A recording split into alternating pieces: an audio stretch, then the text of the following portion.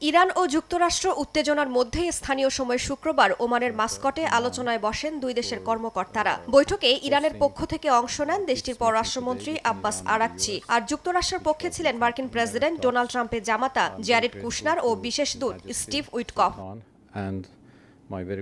দুপক্ষের পরোক্ষ আলোচনা খুব ভালো হয়েছে বলে জানিয়েছেন মার্কিন প্রেসিডেন্ট ডোনাল্ড ট্রাম্প। এছাড়া ইরান চুক্তি করতে মরিয়া বলেও দাবি করেন ট্রাম্প। এদিন সামরিক চাপের ইঙ্গিত দিয়ে ট্রাম্প বলেন, ওই অঞ্চলে মার্কিন নৌবহর ও সামরিক উপস্থিতি বাড়ানো হচ্ছে। ইরান ইস্যুতে পরবর্তী আলোচনা আগামী সপ্তাহে অনুষ্ঠিত হবে বলেও জানান মার্কিন প্রেসিডেন্ট। ইরান নিয়ে খুব ভালো আলোচনা করেছি। তেহরানকে দেখে মনে হচ্ছে তারা খুব মরিয়া হয়ে একটি চুক্তি করতে চায়, সেটাই তাদের করা উচিত।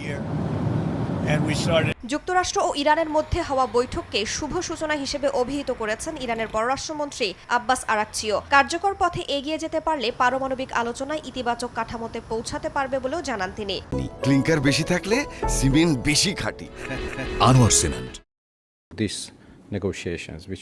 মাস্কাটে কিছু ভালো আলোচনা হয়েছে, উভয় পক্ষের মতামত শোনা হয়েছে এবং আলোচনা চালিয়ে যাওয়ার বিষয়ে সম্মতি হয়েছে।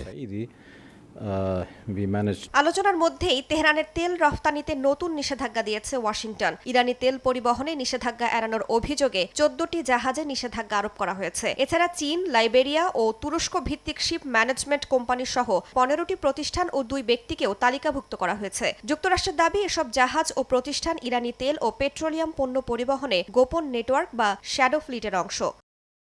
রাইসা জান্নাত, সময় সংবাদ।